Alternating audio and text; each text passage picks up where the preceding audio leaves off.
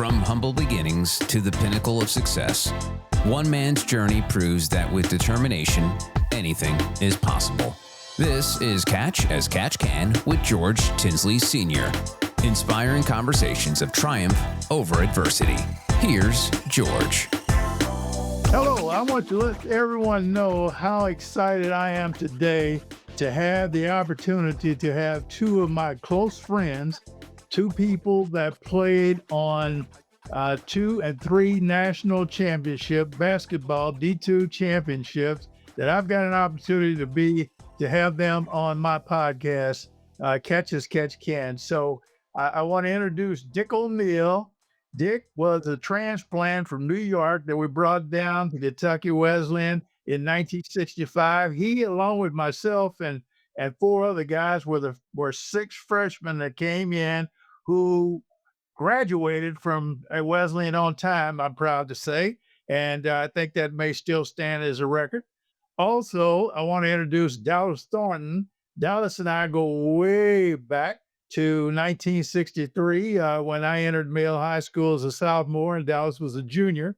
We played together for 2 years there and 3 years at Kentucky Wesleyan and had the opportunity to win numerous championships. So, guys, I appreciate you taking the time, and I know this has not been an easy task to be on the podcast and talk about some of our Hall of Fame nominated, we're nominees for the Naismith Basketball Hall of Fame up there in Massachusetts, and maybe one day we might be able to make it over that hump. But during this podcast, I want to talk about your particular careers and how playing at Kentucky Wesleyan helped each of us be able to start our careers and doing various different things in our livelihoods up to today. So welcome, and appreciate you both being here. Always, you two are my favorites, so you know that. So anytime I get an opportunity to involve myself with you guys, it's always a good day for me.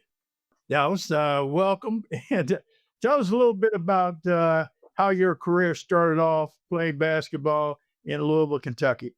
Like you say, I went to Male High School. I went there in 61, 62 was my first year. And of course, you and I became friends and teammates in 63. Like you, myself, was from very humble surroundings. Neither one of our parents had a whole lot, but one thing that they did have, and I think we both got from them, was respect. And they earned respect and they gave respect and they taught us those values. Male High School is quite a history of sports. We played basketball. You and I also ran track. And I even played a little baseball. Right. But I think we had 2 of the toughest coaches in the history of basketball coaching. And Dick can attest to one of those, but we also had Gene Rose, George and I, as well as Guy Strong. 2 gentlemen that's quite athletes their own rights and taught us about how to win and what it took to win. They never took any stuff off the players. I tell my nephew, I don't know if he could have played for either one of my coaches. Because what they said is what we did. We was able to learn a lot more than just basketball at Male High School. We learned the beginning of our life as adults, coming to be adults. I remember, and George, you may remember this, we was at a road trip. I always think about that. We was on a road trip up in Bourbon, up in Lexington. We were playing Bourbon County. And then it's Glenn, I don't know how his bag got in the locker room, but I remember Gene Rose drop kicking his suitcase with all his clothes in it. Yeah, I remember that. I remember that like it was yesterday. Yeah, he put a hole right through the center and Glenn's suitcase, and he never even stopped talking. Each time I talk to Glenn, he brings that very situation up because I think it scared all of us. Me, I was just a sophomore that particular year, and when I saw that, it about I don't know what I almost done on myself. Well, I think Gene Rose had a passion for scaring us straight. Yeah. They had that opportunity to play for him. You played for a man who was determined. He taught you how to win, what you needed to do to win. And then later on, George played for Guy Strong as I did. And Guy Strong is my number one hero. Yeah. He used to come and get me when I couldn't get places. He'd come pick me up in snow and get me to practice or to school. Even though I had a father figure at home, he still came and did all those things that fathers do for their son. Yeah. And he didn't just do it for me, but you always feel like if he done this for you, that you're special. Well, Dallas, let me say this about Coach Strong, and I think we all say this probably more behind your back, is that you were his favorite player, no matter what happened. So I could clearly understand that. Well, only because I had seniority, I knew him longer.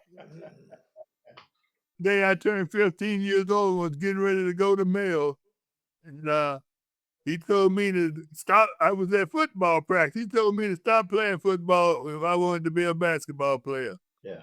Yeah. And now we had just met. I don't know how he had that kind of knowledge or foresight, but that's what he told me the first time I met him. And that was it. So I took my little pants and shoulder pads and my little football equipment off, and I never went back to the football field. I think Dallas Gene Rose did the same thing to me because I called myself going out for football, and he said, "No." I did cross country during the early part, but I think Coach Strong saw how great you could be, and of course, he probably saw those knees also that were. Yeah. That's what Dick and I was talking about. We had a team with the worst knees. Right. Yes. So, Dallas, I recall. I'm just going to mention this in high school when we would be playing, and all of a sudden, when the competition got tough, or when Gene Rhodes would snap, I might say, it seemed like you personally would go to a whole new level. I mean, you went from just being out there to all of a sudden, follow me, guys. I'll take you home, and that was something that all through our career together at Wesleyan and also at high school, I always saw that in you, that when times got tough, you clicked. And I always thought that it came from back prior to even going to high school, that's something you experienced that said you had to take the leadership role and you had to kick it into to another gear. Well, John, it's ironic that you say that because and I think Dick know that I was the oldest of 6 children. And my brothers and sisters there, I had to be the mama and the daddy because my mom and dad both had to work, and sometimes they were still at work, and I had to go home and do what mothers and fathers do. Right. And so I think that's part of that piece where you just kind of kick into that mode where you just kind of take over, and you do it without even knowing it. Yeah. It's not something that you plan on doing. It just happens. Yeah. I remember the time when we was in Africa, and we'll probably talk about that later, but I remember the time we was in Africa, and we almost got in a fight with the whole country. Yes, we did, because of you. Yeah. That was because of you. Yeah.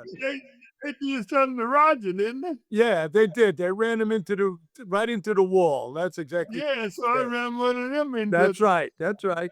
Well, I don't think it was a wall, Dick, because there was no walls out there. No, it was like brackets.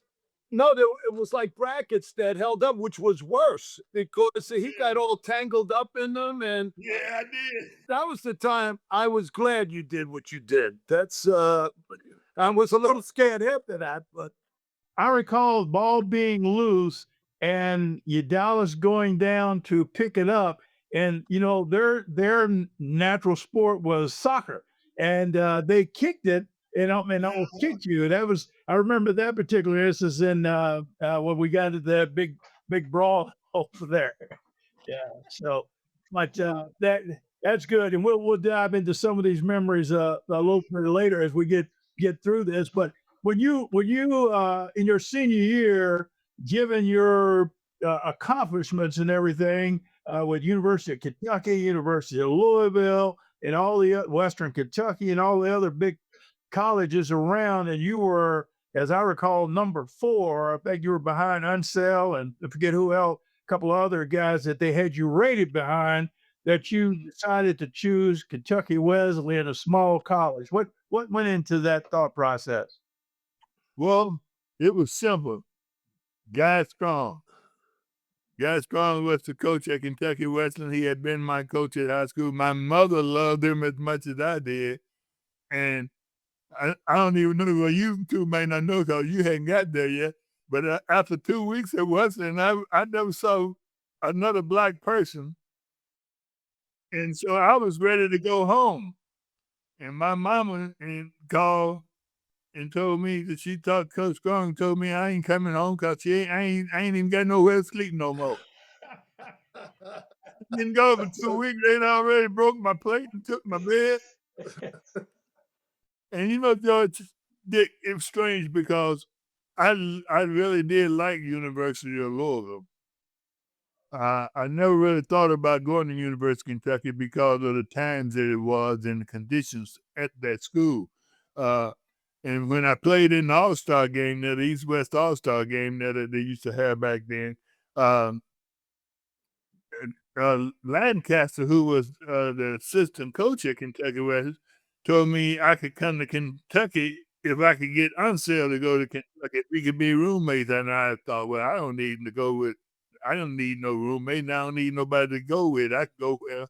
I had almost 100 basketball scholarships, so I didn't feel like I needed to piggyback on someone else just to be their roommate so they could have 2 blacks. And as you guys know, Unsell didn't go to UK either. He went to Europe. yeah. I didn't go to Louisville because I didn't want to be going to school down the street. Right. I needed to kind of grow a little, I think, and my thought process was, and if I go somewhere, and I didn't have no other place in mind except maybe Western Kentucky, which I would show you what a glutton for punishment I am because Gene Rose was down there coaching. Yeah. So, Assistant coach. Yeah, he's assistant coach at Western, and Guy Strong was at Wesleyan, and so those are my 2 choices. Yeah, yeah. So Dallas, you went to Kentucky Wesleyan the very first year there, and I guess that was '65, and was not that you all didn't have that great a year. How did you make it through that time frame? Well, it was very difficult because coming from Male High School, my last year in Male, your junior year, we was 27-4 and got beaten on the last second shot that brought it some history change into basketball in Louisville. Right. And I thought that if I went to Kentucky Wesleyan, George, Dick, I would just. It wasn't that far. My mom and dad could come and see me, which my mom did. My dad didn't come see me until my senior year in college. My mom came and my Aunt Evelyn, and they came often. And I thought that if they would come to see me, they would, which they did. And I think my mom God rest his soul, it was such an influence on me. And whatever she wanted, I did it. Also, you could play as a freshman. That was big also. Well, I didn't know that until I got there. Oh, wow. Because Okay. everybody else had freshman teams. And I didn't know that you could play at Kentucky Wesleyan because we was D2 and we had less than 500, 500 boys on campus. 1,000, I guess. Dallas is what yeah. That was the rule. Yeah. And so I played. But Judge, you right, we was terrible. We was 9 and 12. Wow. Yeah. And that team, they was kind of used to losing, so losing didn't affect them like it affected me. I remember going over Coach Strong's house and talking to him about getting some players. And he got some players. He got George and Joe and Dick and Tommy. Steve Deskins, Van Stemmer. And somebody else. Van Stemmer. Yeah. Oh, Lord God, I'm sorry. Yeah. He got some players, and we put together a team, and you know, he kept only like 4 guys from that team. Yeah.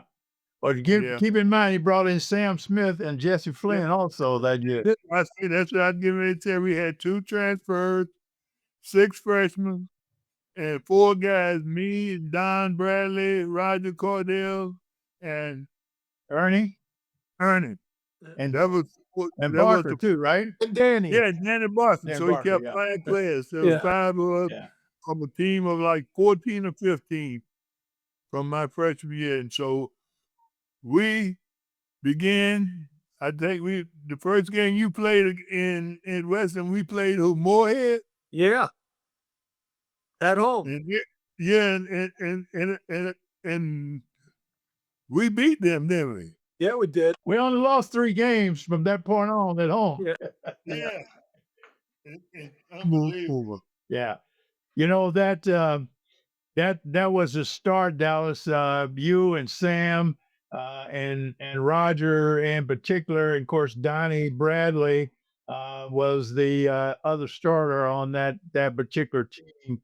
Our practices were tougher than the games, you know, and so as you were mentioning this, and Dick and I and Tommy, we talk about Tommy Hopgood. We talk about this, all of us, that we only lost 3 games in our 4 years, and so it may have been less when your remaining 3 years, because one of the losses, Dick, was against SIU at Wesleyan in our senior year, right? No, my junior year, your sophomore year, we lost to SIU, walked with Dickie Garrett and them, and they went to the NIT, and we went to the Division II. Right. And they won the NIT, and we used to think we could have won it where we could have, but that might have been the greatest thing that happened to us to continue our legacy. Yeah. So Dallas, we walked through to the finals, and we had Joel Utley and Roy Pickle on, and Joel speaks to it very eloquently and matter of factly what happened during my freshman year and your sophomore year that got us to the finals. But we get there, and we have a lot of success in the finals, and we're only 45 minutes away from Owensboro, our home, so we had a lot of fans. Tell me what was going through your mind in that year after coming from 9 and 12, you said, or 9 and 15. Yes, and that year we ended up, that we were talking about my sophomore year, your freshman, you guys freshman year, we ended up 24-6. If we remember, we was trailing by 7 points with like 27 seconds to go. 8 points with like 27 seconds. South Carolina State with Bobby Lewis. Mm-hmm. And Julius Keys. Julius Keys, yes. Julius Keys. And we came back, and when this was without the 3-pointer, this was with the only 2 points, and the strategy was, which worked to perfection, was we're going to deny Bobby Lewis the ball here. And that's the only person they were trying to get it to. So they turned the ball over like 3 times in a row. Is that right? Yeah, that's exactly right. That's exactly right. Yeah. With 12 seconds left, I fouled out. And we were still down by 4 points. Okay. And I fouled out, and then Don Bradley hit a jump shot, and in some kind of way we got the ball back with like 3 or 4 seconds, and that's when Sam threw the hook, right? George did missed the free throw. That's what we're talking about. Yeah, you were at the free throw line. That's how with that's how Sam get a rebound in it. No, he tipped it. Remember, he just kind of slapped at it. And it went in. He kind of tipped it. So when did he throw the hook? To beat Southern Illinois in the championship game. Yeah, championship game. Yeah. That's all right. You're right, Dick. Yeah, you're right. That's all right. So let me just kind of jump ahead here because I don't want to leave Dick out of here. So I want to make sure I get in some time there. But I want to mention, Dallas. We win that championship. We win that. And I want both of you all can kind of comment on this one, please, Dick. Is that we win the championship, and we have an opportunity to go either to the NIT or we were going to represent. Dick, hold on.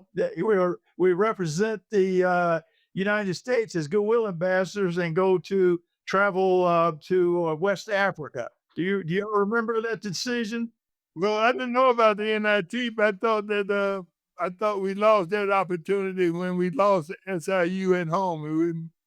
Yeah, what happened was that was our sophomore year, George. Dallas's junior year, because we were the defending champs. We were That's right. And we had an opportunity to go, and I think we put it to a vote. And you knew I wanted to go to the NIT to go home because one of my dreams was to play in the Garden. Yeah. You know, that one we were to represent going to the Mediterranean area. On a goodwill tour there, and that's what that one was. Okay, right. Okay. But let's just jump back again to that freshman year because all three of us, this was the opportunity to go to Africa and represent the country and represent our families. And I know Dallas, for you and I, we barely had been out of Louisville, Kentucky. That's right. And the only people we knew that was traveling abroad were going to Vietnam. So, it was a great experience. So both of you, just Dick, you tell me a little bit about. Yeah, well, and don't forget, I was in double jeopardy because of the airplane strike at the time. Don't forget, I got on a train at Grand Central to come back to Wesleyan because we had those two-a-days to get ready to go, get equipment and all that other stuff.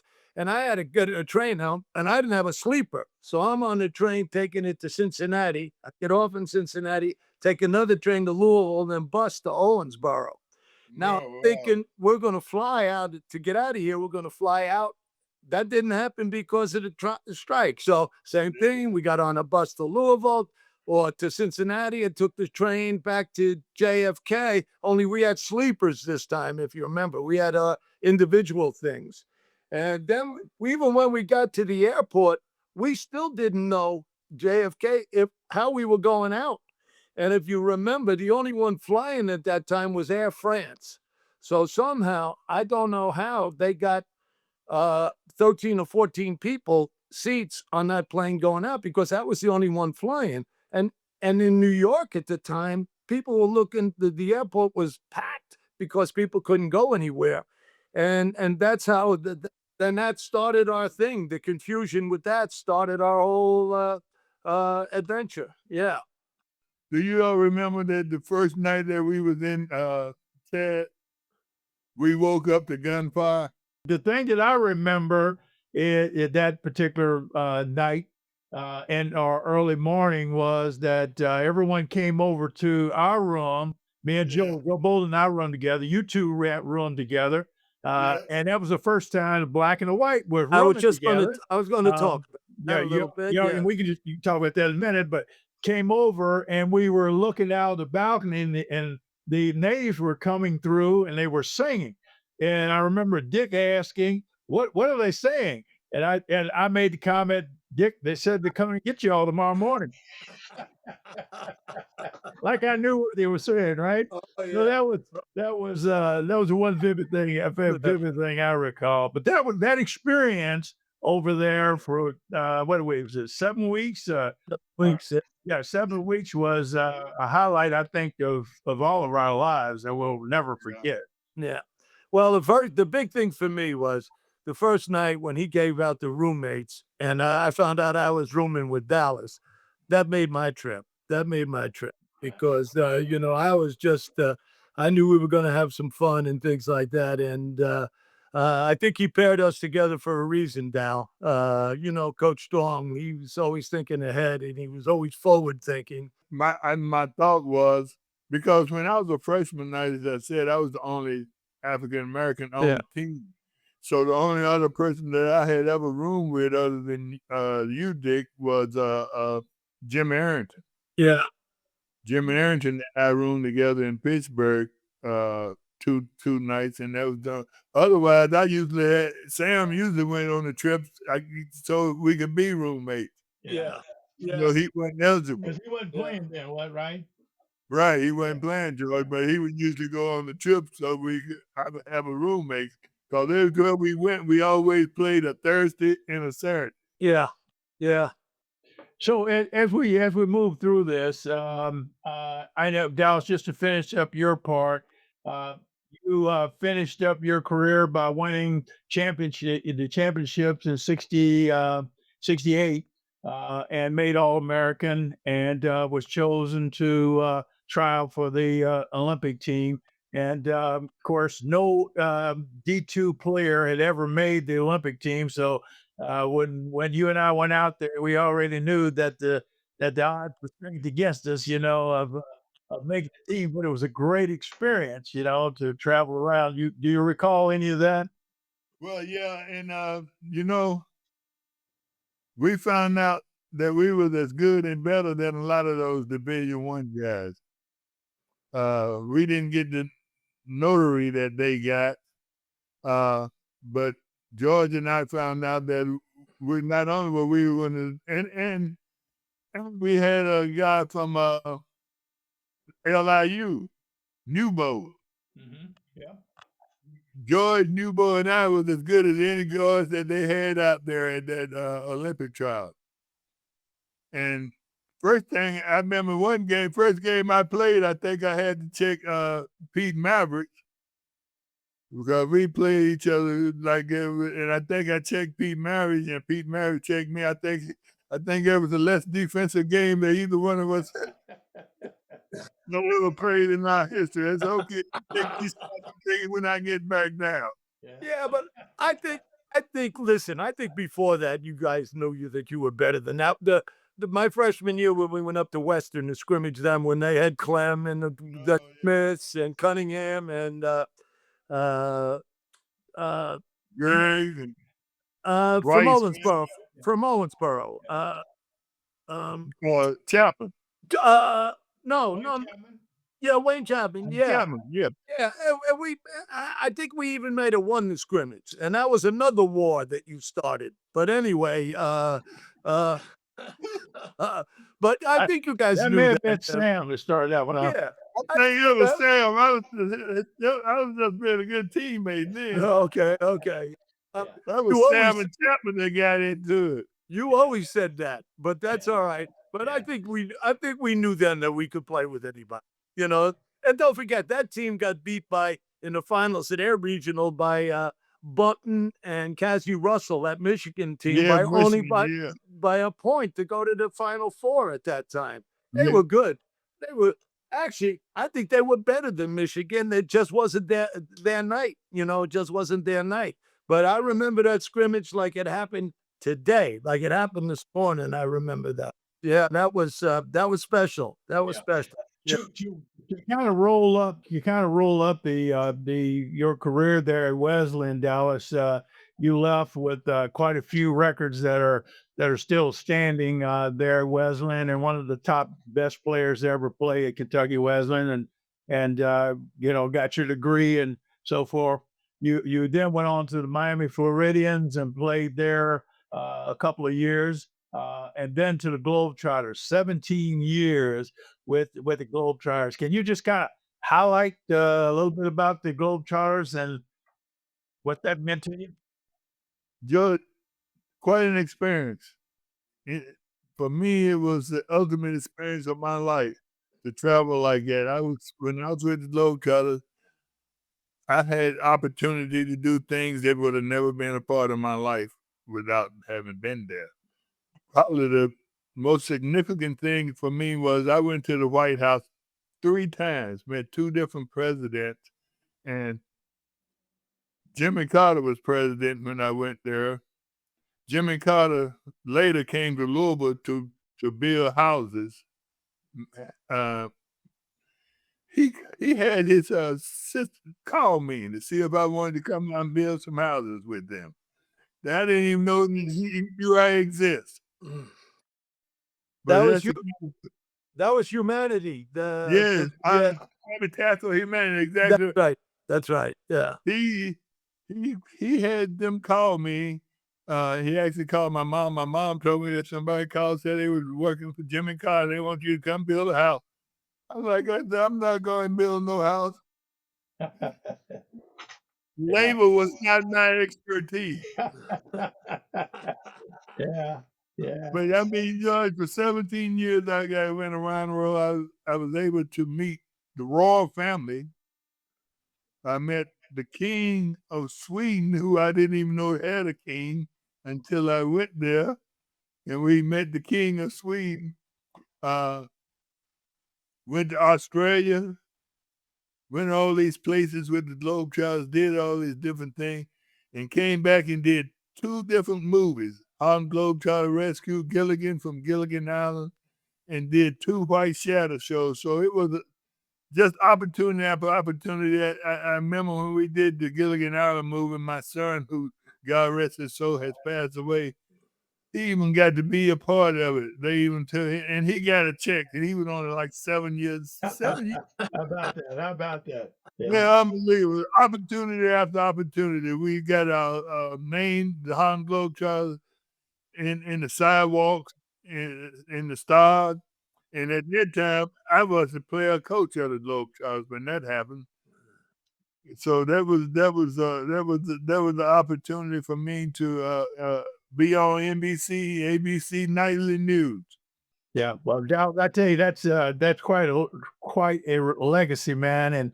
And when you looking back, you're in the Kentucky Athletic Hall of Fame, the Louisville Male High School Hall of Fame, the Alumni Hall of Fame, and probably numerous other Hall of Fames that I'm not aware of. But great career, man. And I got to say, I'm proud to know that I had a chance to play with you and be a part of it, and we continue our relationship. And I found out later on that we're both born in the same month, same year, same hospital. That I didn't know at the time. So Unbelievable. yeah, it is. It is. And so I want to flip over here and talk to my good friend Dick O'Neill real quick and just hear a little bit about Dick.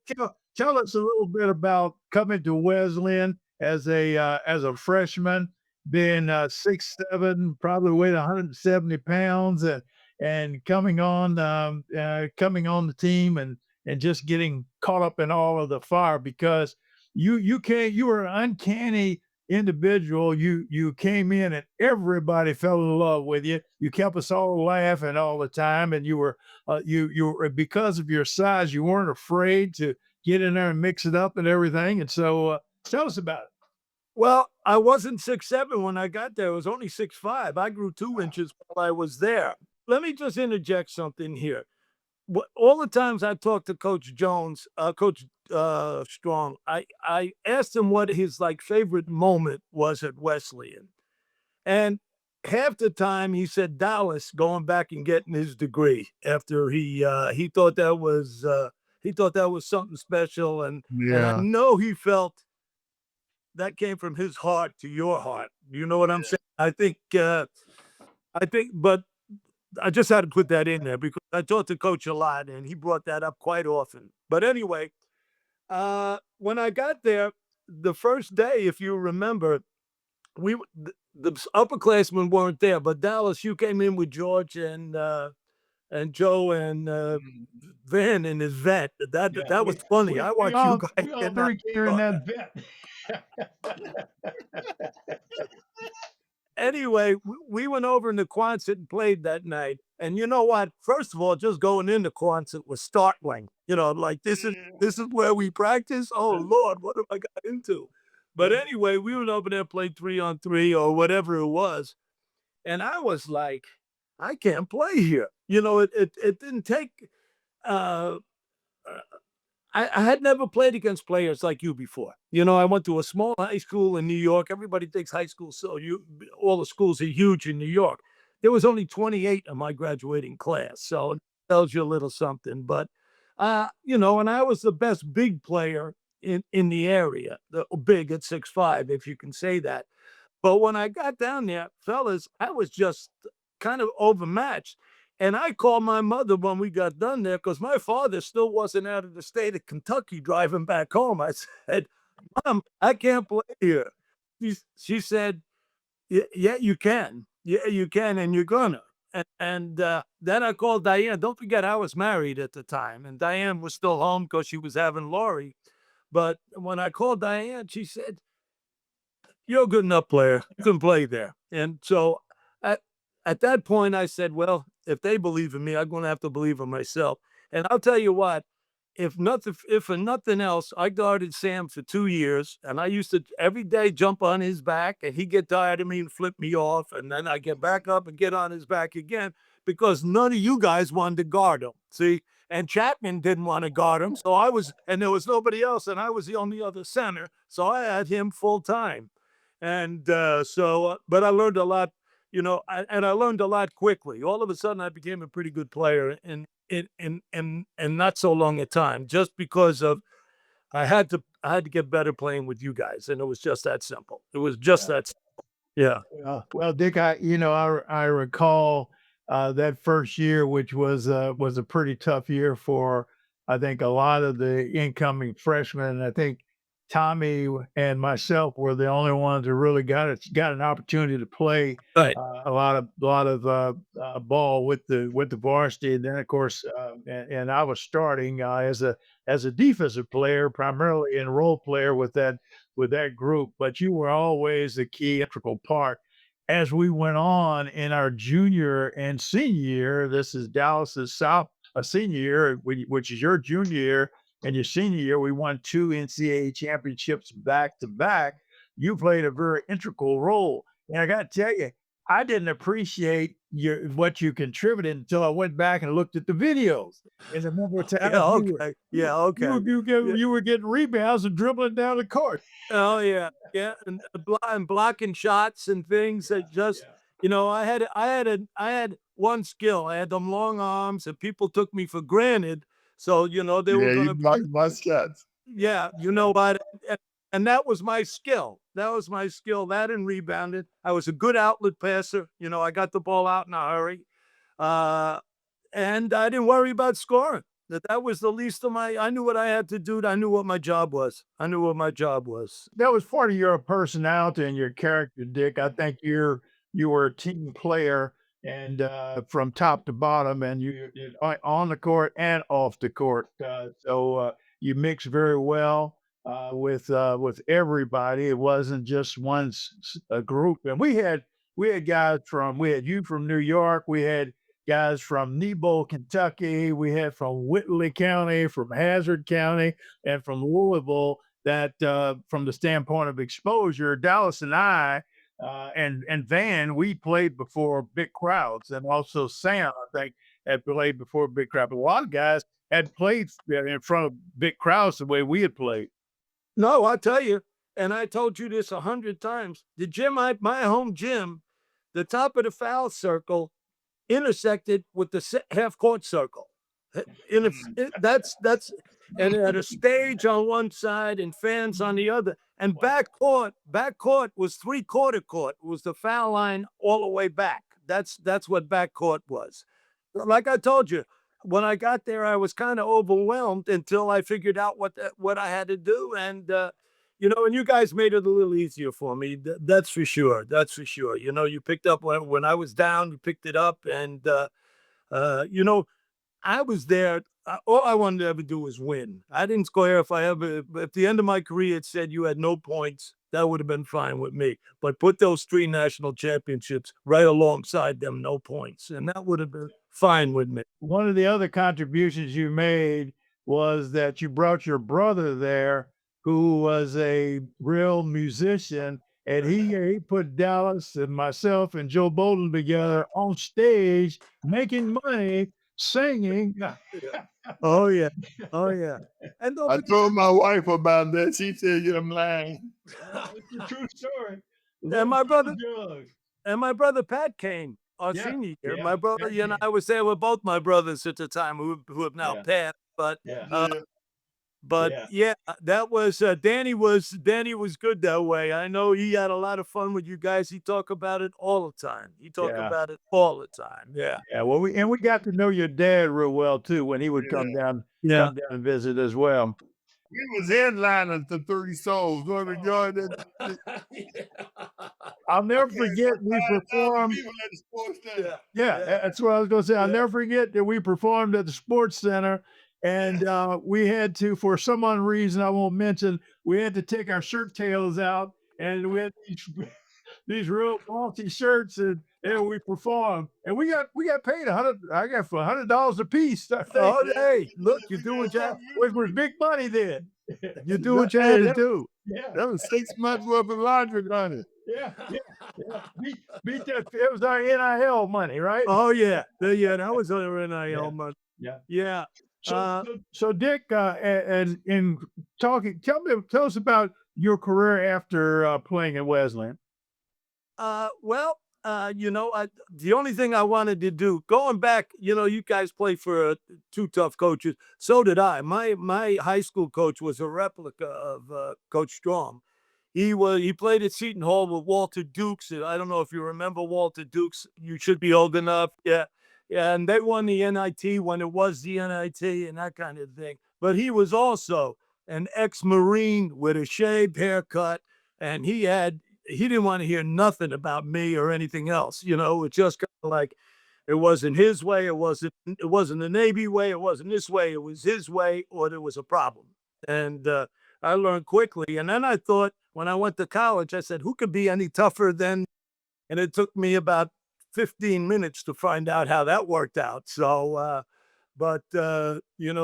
owe a great deal of debt to both of them. To both of them, put me on my way. And the reason I went into coaching, George, I have to be honest with you, is I thought if I could do for one kid what what my high school coach and Coach Strong did for me, then I would be happy. Then I would be a success. Leaving wins and losses out of it. If I can do something for one kid in that period, that would have made me very happy. And as a result, I did a little more than that over the years. I just, they were just, I wouldn't trade it for anything. I wouldn't, for first 13 years, I coached in an all white Catholic high school.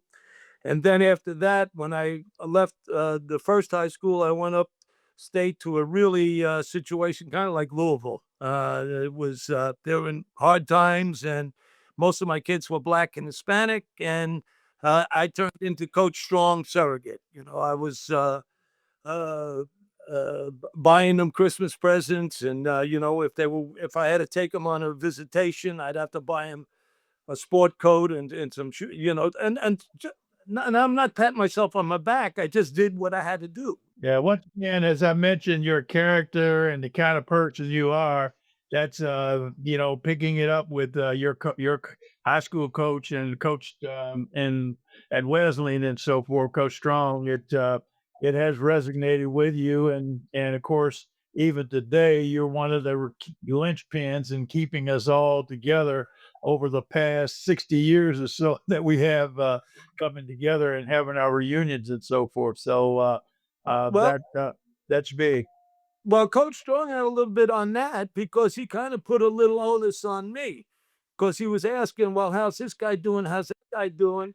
And I couldn't tell him because, at the point when we first left college, we kind of got lost with ourselves. We were all doing, Dallas was around the world. You're traveling with the pros. I'm trying to get my career going. So we were raising our families. It wasn't until we were like 20 years in that we started to know about your families and your Yeah. children. And it became a whole different situation. George, I talked to you last week about this. Dallas, I want you to jump in on here. Doing something with your teammates is a bonding thing. I don't care how you do it, how you go about it, win, lose, or draw, mostly if they're winning. But when you win at the top of your level and you can't win anymore and you're the best team in the country, that's a whole different thing. That's a whole nother level of bonding and realizing. I look around that locker room and I'm saying, look, all we got this done. We got this done at the highest level we can do. And to me, that's a whole different situation than winning a high school game or a high school tournament or something to that effect. So, at least that's the way I feel. I don't know how you guys feel about that, but I think that I know Tommy feels that way. I know Tommy feels that way. Yeah, you are correct when you look back and you look at what we accomplished together at Wesleyan. 3 out of the 4 years you and I were there, Dick, and 2 years out when you were there, Dallas. Is that we ended the year at you didn't get any better. We ended on the championship, didn't lose any games, and so forth. But I got to think that there's some records in there, and that's one of the main reasons why our teams have been nominated for the Naismith Hall of Fame. So as we move through the closing of this, two things I want to ask both of you. One is, what would you say to any young player out there today that would fit the Wesleyan mold? How would you recommend them attending Wesleyan? And also, what would you say if the Hall of Fame committee were listening today as to why our teams, all three, should, as a matter of fact, all four, in the year we came in third place, we probably had our best team on paper and really players who just weren't able to pull it off. Yeah. Of course, we lost one, and I don't take credit for that loss now because I was in the hospital. So Yeah, we know that. You've told me that 1,000 times, by the yeah. way. So what would you You say? know, Well, I think that to, I think that we was able as a team to do things that we was projected to do only because we was a team. We didn't have a lot of individuality on any of those teams. It was team.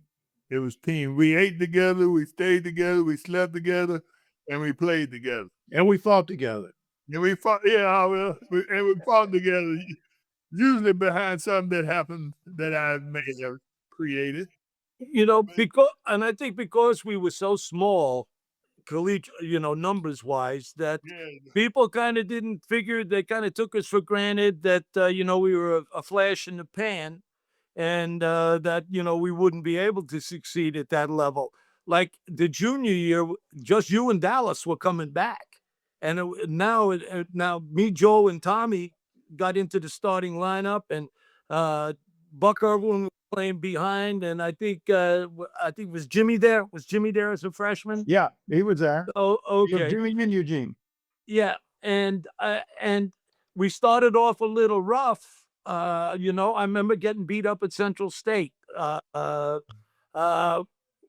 we had a few other. Who else? I was trying to think of that last night. I don't have that information because I'm back in the apartment. we only lost 3 games that year, right? That's the year we went on and won 21 straight. Yeah. We won 20 straight. That was that year. And they were still disrespecting us. We won the regional in Jackson, Tennessee, and neither one of you were the MVP of the tournament in that tournament.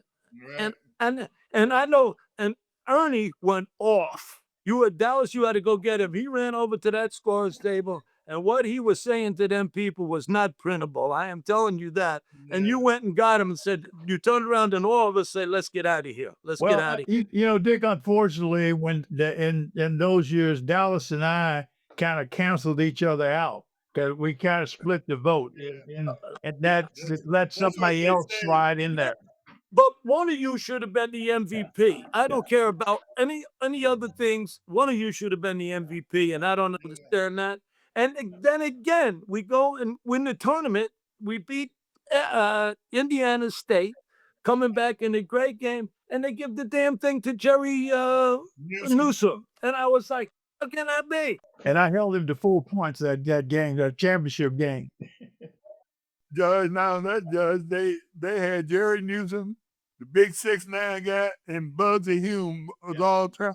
Rich Mason was the big guy. All of them was all time, and we beat them. And plus, we had already beat them at home. We beat them earlier in the year in their place. So what would you say to some of the young players out there today that are not, the high ranked players, that Wesleyan would be a good fit for them? Well, I think what are you trying to do? And I'm talking to a young man now. What are you trying to do? What are you trying to be? Because let me tell you this, in reality, there's 31 NBA teams. That's about 310 jobs. There's 300 and some college teams, and you're only going to get a job if you qualify for it. So what do you want to do? If you want to get an education, Wesleyan is a great place. I guarantee you, I promise you that Kentucky Wesleyan has probably one of the highest rated graduation rates of any college sport, of any level, any level. Look at this. Here we are, 3 guys, 60 years ago, we all graduated from college. When nobody was talking, I thought graduating was important. Now, George and I, and Dick, even in your career, we had plans in case we didn't graduate. But we graduated. Yeah. Man, that team that you talking about, them 6 freshmen that came in with you, for all 6 of y'all to go through 4 years of college, that don't happen anyway anymore. No. But to go through 4 years of college and all 6 of you march down the aisle and pick up your diploma at the end of 4 years. That was awesome, Dallas. That was awesome. That was something special. Right.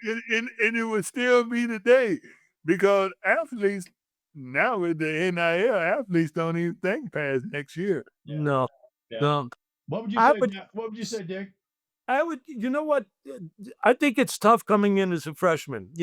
I didn't even want to go to college. That's why Diane and I got married. I was going to go out and make my $1 million right away. And I went out and I didn't make $1 million. I said, no, this is not what I wanted to do. No, that's not what I want to do. That's not what I want to do. And, I found it, and I taught the kids about kind of sticking their face in there. If they face in some kind of adversity, just stick your face in there and deal with it, and either make the best of it and try to make the best of it. I said, going to Kentucky Wesleyan was the best thing that ever happened to me. Let me fulfill my dreams of being a high school coach. It sustains me to this day that when people know, he played on 3 national championship teams, or he won 400 and some odd basketball games, and that kind of thing. That notoriety is nice, but the fact that, like you said, Dallas, 60 years later, we're still here talking to each other, and we're being happy, and we've had great careers, and we were able to do things that we probably never even dreamed about in our time. Yeah, you're exactly right. Yeah, George, I know we running out of time. But I would just like to say this. This is the last thing I'd say. That if this committee, this Hall of Fame committee, if they could go back and do research on not just our 4 teams, but on the college, Kentucky Wesleyan, from that period to now, I guarantee you we're in the top 5% of graduates. Oh, no question. I agree with you. I agree. And championships. Yeah. Yeah. And championship. Yeah. Yeah, we got 8 championships Hey, Yeah. yeah, Yeah. yeah, and hundreds of graduates. yeah, yeah. You know what? And if we're doing the final thing here, I could just say this: Kentucky Wesleyan let me live out my dreams, and that's the best I could say. Yeah. That's the best. Well, guys, I want to bring it to the close by once again thanking both of you for taking time out of your schedule. Thank you for your friendship over the 60, in your case, Nick, 60 years, Dallas, in your case, 63 plus years that we've been friends. One of the things about our teams and our relationships is that today, 60 plus years later, we still talk to each other at least one time every quarter. And in some cases, I know, Dick, in your case, I'm talking to you at least once a month. And Dallas, when you answer the phone, I'm talking to you almost one time a month. And that's been my I pleasure. have my ringer off right now. It's been my pleasure to actually attend both of you being inducted into Hall of Fame. You, Dallas, and we've been inducted together in a number of Hall of Fames, and when you've been inducted by yourself to attend, as well as you, Dick, to attend your Hall of Fame as a coach. So your families, I'm close to your families, you're close to my family. So I think that in itself, in a nutshell, talks about what Kentucky Wesleyan has meant and brought together as far as our group. And unfortunately, I couldn't have Tommy and Danny and some of the other guys on today with the podcast, but I wanted to make sure that I got you all on and you had a chance to be a part of this. This podcast is all about turning obstacles into opportunities. Just kind of about my book, Catch as Catch Can, and your contribution certainly makes a big difference. So I appreciate both of you being involved. Thank you, George. Thank you for having us. And my anxiety is just now receding from this podcast. Yeah.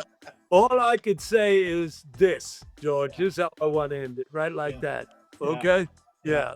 That's that. Now, I gotta put my little thing up there. There you go. There you go. There you go. I appreciate you guys, and we'll talk soon. This has been Catch as Catch Can. Your success story is waiting to be written. What will you catch today?